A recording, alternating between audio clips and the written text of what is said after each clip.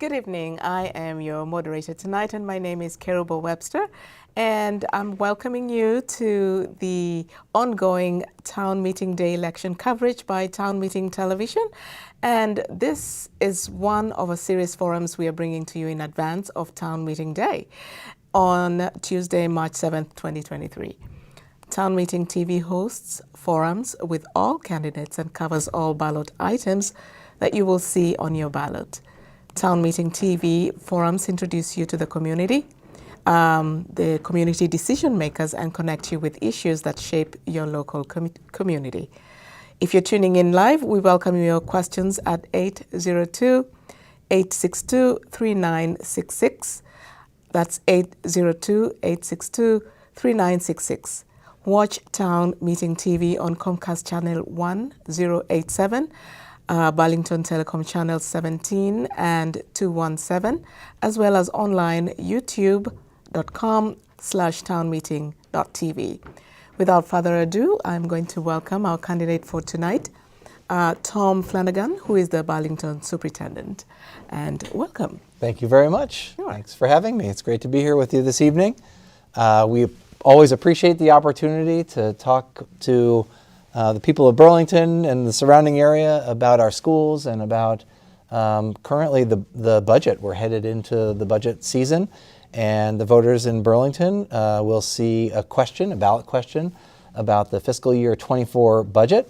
And it's really important to us that the people who support us and who we serve understand and have all the information they need to know how to vote on that day and to really understand our budget and our process. And so I'll talk through a little bit of that today. Yes, we're excited to hear your proposal. Okay, sounds good. Thank you. All right, so we are there are a number of assumptions that go into our budget and the way that we design the budget. And this year, we're really being mindful overall of spending. We know that we have to always be mindful of spending, and we also need, particularly now, over the past couple of years, it's been challenging for many people in our community. And so we just passed a school. The voters of Burlington, citizens of Burlington, voted 76% in favor of a school bond question so that we can build a new high school. We're incredibly grateful for the great and overwhelming support there, and we know we need to be mindful of our spending and our annual budgets moving forward. So we're really being mindful of spending, but also wanting to keep the programming robust. Our schools are really important for our community and for our children, and we need to keep robust and great programs for them. I have 3 kids in our schools right now. We do great work in our schools, and we need to keep that going while balancing being mindful of our spending. And so you'll see that happening throughout here. The other big theme in our budgeting is that we are working to drive more decision making to schools and to school communities, while also creating consistency and transparency in budgets at each school. So we're working to strike that balance. And so some of the budgetary assumptions this year are that wages are going to increase. We settled a number of contracts this year with our union partners where we had great working relationships there, and we've settled in a range that's comparable across districts in our region, at around 6% increases in wages. Benefits also increase.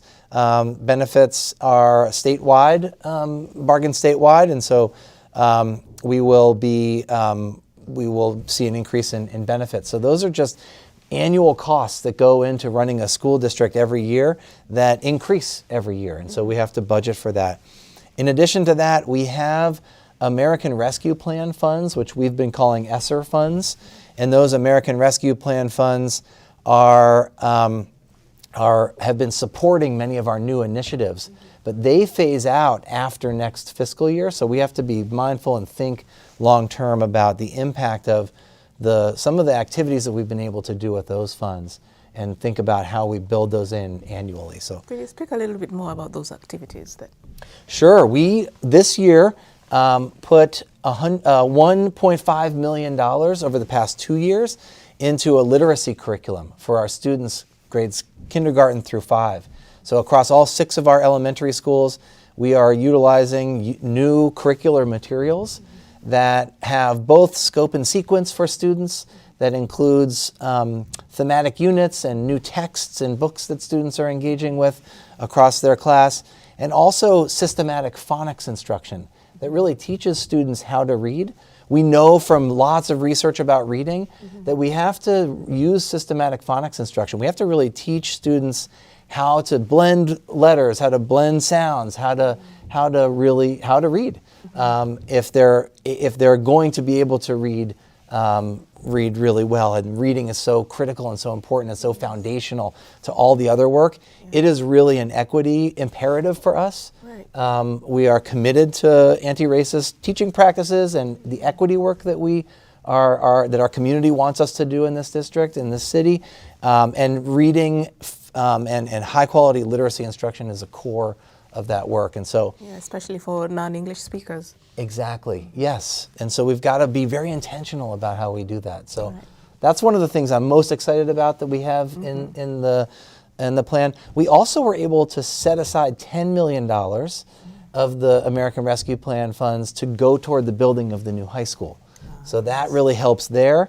They also helped us get meals to families in the beginning, to get technology, so our students could access remote learning in the very beginning. So the American Rescue Plan funds have really helped us over the past 3 years do a whole lot of programming that we wouldn't have otherwise been able to do. Exactly. Yeah. Okay, thank you. So those are the big assumptions. And then the thing that we need to be mindful of, and we're leading with this because we have a new budgeting model, an equitable budgeting model. And the core of that model is based on enrollment. We have to make sure our staffing and our budgets at schools are aligned to our overall enrollment. And our enrollment trends have been declining over the past 10 years. Why is that? Well, I think there are a number of things that lead to declining enrollment. I know that our schools are great schools that families in Burlington want to send their students to. I know that's true for me and for many, many people I know and hear from in our community. And I think overall we have an aging population in Burlington. And we're working as a city. I know the mayor and the city is doing a lot of work to build housing infrastructure. I think we need more housing. We need our city to be affordable for families to be able to move here with school-age children. And so I think those are 2 of the big things. Yes. Those disparities always play out Yeah. on how other things affect the enrollment history. Absolutely. Right, and the trends. Right. Yeah. And the one thing that you're not seeing on this slide here is our pre-K enrollment. So we're very proud now that we have pre-K programs, pre-K classrooms for students who are 4 years old, some 3-year-olds, and many of them are full-day programs. We have those in all of our schools now. We used to have them in a couple of schools, and now we have them in all 6 of our elementary schools, and multiple programs in many of our schools. So we're very excited about the pre-K because we believe, too, that will help enrollment. If we bring students in at pre-K, and we have really great pre-K programming in our school district, that will bring families in and will keep families here because they'll see how great our schools are. Exactly. But currently, we're seeing sort of the elementary enrollment is the enrollment that has been declining. Our secondary enrollment is staying relatively stable, but has gone down a bit since 2015, as you can see. And so we just have to make sure that we've aligned our staffing to our enrollment while we also work to build enrollment. That's a big and important part of our work, is to make sure our schools have a robust enrollment. And so I just mentioned a little bit ago, this is the second year of an equitable budgeting model that we developed that it's based on research and input from the community. So we researched what good budgeting models look like in schools. And we also surveyed our community, and we heard from over 400 respondents across all of our demographics. All of our people in Burlington were well represented. And what they told us overwhelmingly was that they want to see resources go toward go toward the schools, towards what's happening in the schools, and they want the resources to go towards the students who need them the most. Right. Even if that means that a school may not get as many resources if they don't have as high a level of need. Well, So who are those vulnerable groups that need them the most?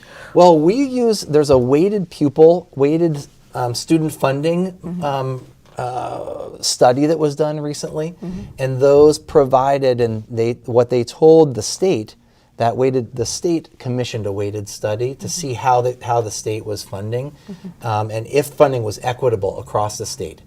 And they found that it was not equitable across the state. They found that districts with higher poverty levels, higher levels of students who qualify for free and reduced lunch, who receive special education services, and who receive English multilingual learner services, don't benefit from the funding model as much as wealthier districts do. And so our school board advocated so hard in Montpelier last year to fix that. And they accepted the change in the funding formula. And so that's gonna help us in the future. Yeah, that's good news. Yeah, and we're using that funding, the per pupil study that was done, the weighted pupil study that was done is what they call it. We're using that model to determine where student need is and where the resources and funding should go. So we're both advocating and have received the guarantee that we're going to get that funding support in next fiscal year, not the one that I'm talking about now, but the next year. Next one. That we'll start to see that in fiscal year 25, but we're also using it now in our internal budgeting. Yeah, it'll be interesting to see how it plays out and what Yes. you'll be talking about next year. Yes, it will be. It will be, and there are a lot. I'll say it a little later in the presentation, but there are a lot of different pressures coming in all different from all different angles. Right. But it was really great to see our community. Our community's feedback was clear that they value our putting our resources toward our students who need it the most, and that's something that I had heard and was excited about in coming to Burlington 2.5 years ago, and then they showed that in kind of the feedback we received. And so this equitable budgeting model also provides a foundational level of support for schools, which is a staffing and a monetary allocation based on enrollment for every school, and then a RISE allocation, which gives funds to schools based on their weighted pupil, based on their level of need, and gives schools the opportunity to make those decisions on school advisory groups. And so that's a brief history of the equitable budgeting model. And this slide just shows you how that's broken up. So the baseline staffing model is based on ratios, how many students to teachers. And we have a good student to teacher ratio. It's about 17 or 18 to 1. You've managed to, sorry to interrupt you, No. to retain your teachers? We are doing everything we can to retain our teachers.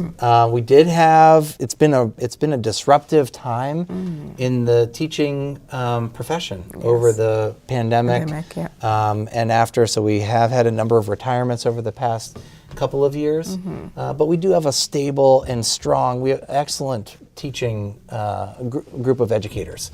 I'm really impressed with our teachers and our educators every time I'm in classrooms. We all, myself definitely included, we all have work to do to get better, but I've found our teachers are very skilled, and that's compared to a couple of other cities that I've been in and many other schools I've seen. So I feel good about our teacher corps. And so we have that staffing model that's based on sort of ratios and numbers of students, numbers of educators. Then we also have the non-personnel funds, and those are just funds that help schools purchase the stuff that they need to operate on a daily basis, like paper and ink and those types of things. Yes. And then we have an equity allocation, which is called we call it the RISE allocation, stands for Recognizing Injustice and Seeking Equity, and that uses that weighted student formula. And school advisory groups come together to, and this is we're only in the second year of doing that, so we're getting better at this, to make decisions about how best to utilize those funds. So we're really driving decision making to the schools for this RISE allocation as much as possible. Our school board gave us guidance on what they would like to see. Our school board has to approve the budget that we propose, and they participate in that process with us. They helped us develop the equitable budgeting model. We have a wonderful school board, and they gave us clear guidance. And that was really 5 things: to recognize that our staffing levels need to be responsive to enrollment. Our staffing has to go up or down with our enrollment. That we need to limit budget growth, because we've got a big building on a bond that's headed our way, and actually shows up in this budget. You'll see a little later. They wanted us to ensure funding meets our strategic plan objectives. We have a new strategic plan. We're in the first year of a co-created strategic plan that we developed with many people from our community. Right. And what they want to make sure that we put resources aside to achieve that strategic plan and those objectives. They want us to make sure we continue to offer robust programming, world languages, arts and music. Those are things that are critical to a well-rounded education, and they want to make sure that we do that. Speak a little about that. Yeah. The arts and our extracurricular activities, all the things that we do in our schools that really wrap around that core literacy work, or the core math work, or the core learning that students are doing, really helps engage students and bring students into our schools. And so we have world languages. We have we have 2 magnet schools, Sustainability Academy and Integrated Arts Academy, that have specific focuses, foci in those areas. And we're committed to making sure that students have regular access to the arts, to music, to world languages, and that's a critical part of what makes our schools what they are. Yeah, I was. What sparked my curiosity is when you said world languages. Of course, I have my bias because I'm from Kenya, and we have a bunch of languages that we speak there, and we have a lot of refugee families that now live here who come in to the country, and English is not their first language. So I'm just wondering if you have any teachers that speak their language to help enhance their ability to speak English at a faster rate, or it would be wonderful if the teachers also learned how to speak languages of the communities that come here, so that they're best able to service that need. So is it something that you're considering when you speak world languages? Yes, and we're doing some of it now. Yes. We offer Spanish and French and Mandarin at the high school, but we also have multilingual teachers and multilingual liaisons. Multilingual liaisons mostly help students and families. The multilingual, or ELL, is traditionally what it has been called. We've changed the name to multilingual teachers and multilingual learners, because many of our community, they may be learning English, but many of them know a bunch of different languages. That's right. I had a meeting with our multilingual liaisons 2 weeks ago, and they were talking about their languages and who they supported. And I said, unfortunately, I only speak English. And one of them said, I know, we'll teach you. But we also have heritage language that we offer, heritage language courses that we're offering, and supports that we're offering in the middle schools, and then after school. And so we do have a group of students and adults learning Swahili, and a bunch of other languages after school. So it's something that we're really committed to and want to continue to build and grow. That's wonderful, because the loss of language is something that and not just language but also heritage and culture, is very important to preserve that. Yes, and while they're integrating into a new community, that they should also be able to feel connected to their other part, the other side of the coin. So I'm so happy to hear that you are supporting that. Yeah, and Yeah. I think we have to be really intentional too about Right. the programs, but just the way that we affirm the cultural heritage of our families. And there are so many different ways that we can do that, right? And I think that's a lot of what we're learning as educators and as adults on how to create a community that does that. Perfect.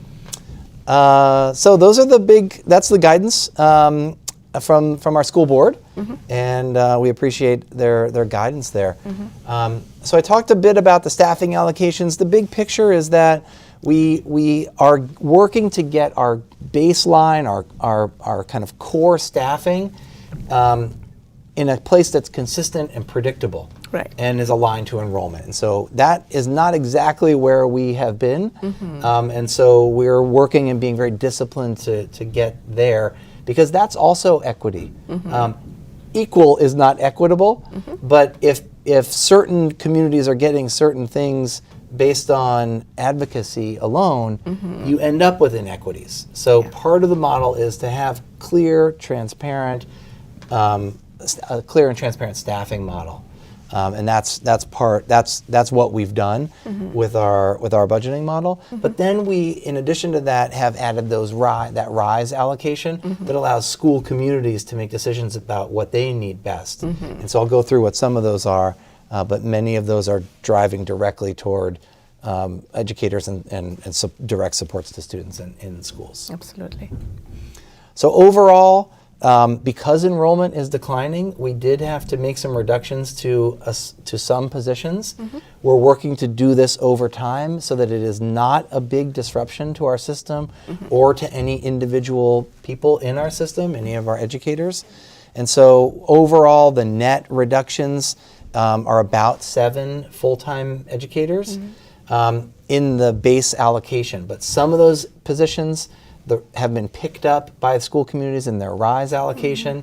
And also we are really working with natural attrition, with people retiring and moving on. Right. We work hard, and we did this the last 2 years, to make sure that our educators stay with us in Burlington. We've done a lot of professional learning. We're a community, and we want to keep our people and treat them well. And so that's one of the things that we're really working hard to do, even though we have to make some reductions, which is always hard. We're working with our individual educators in schools who may be impacted to look out for each individual person.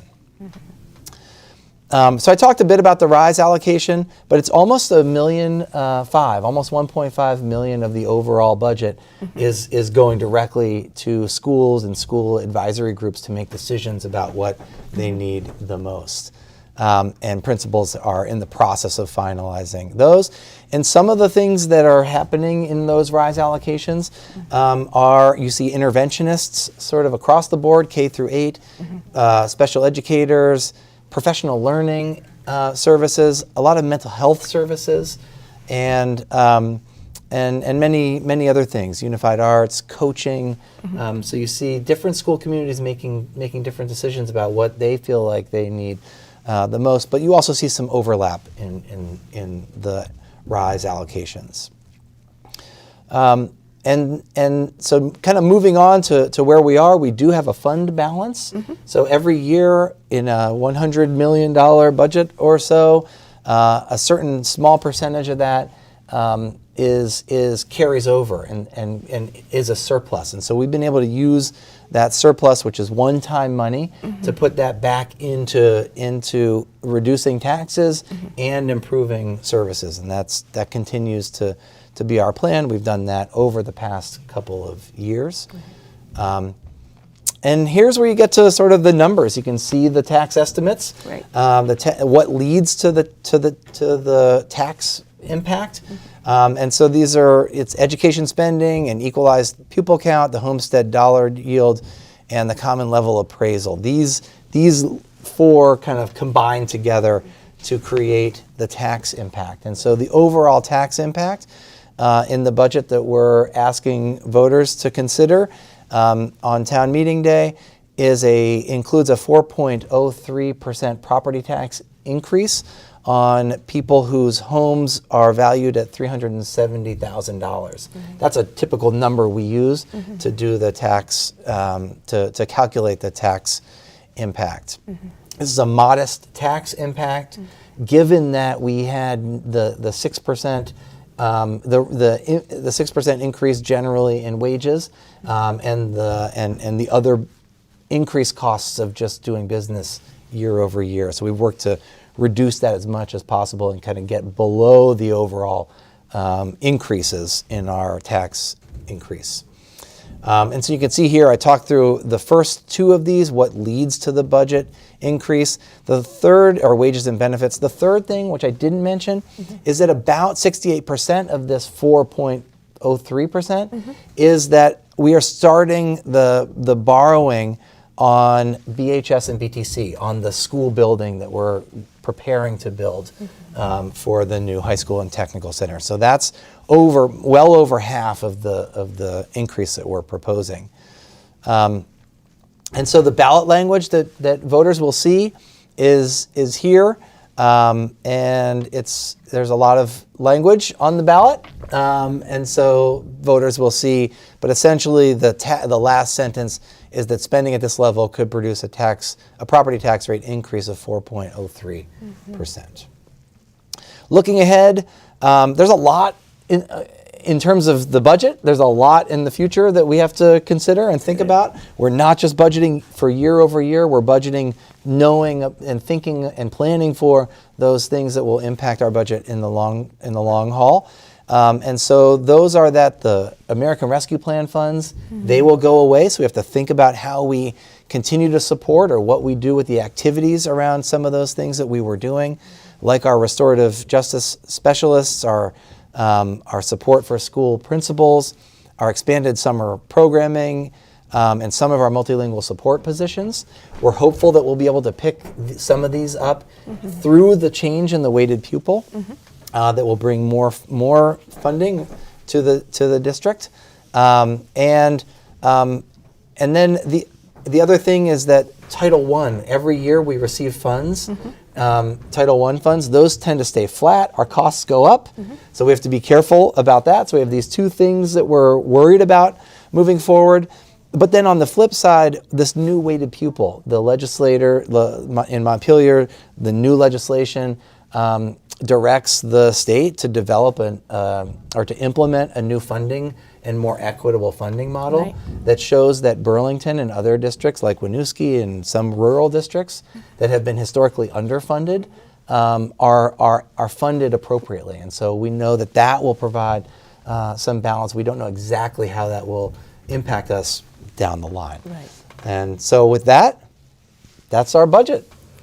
Thank you so much for giving us a summary of a very detailed long summary. I'm just wondering if there are any callers for tonight. Again, the number to call is 802-862-3966. It's 802-862-3966.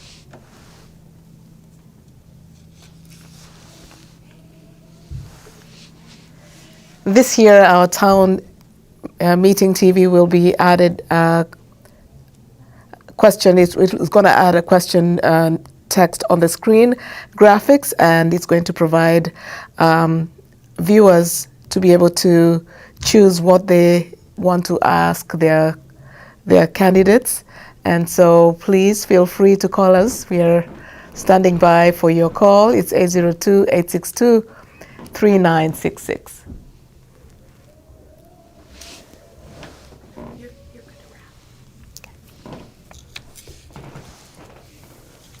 Thank you so much for tuning in to Town Meeting TV, and it's the ongoing coverage of local candidates and local budget and ballot items. And you can find this and more forums on www.ch17.tv. And please don't forget to vote. It's on or before March 7th. The ballots are not mailed automatically, so please check with your local clerk to request a ballot to make sure to get to the polls on March 7th. Thank you so much for watching and sharing Town Meeting TV.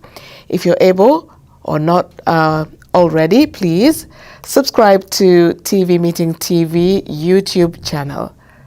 And without further ado, we want to say thank you so much for joining us tonight. I am your moderator, Kerubo Webster. Thank you.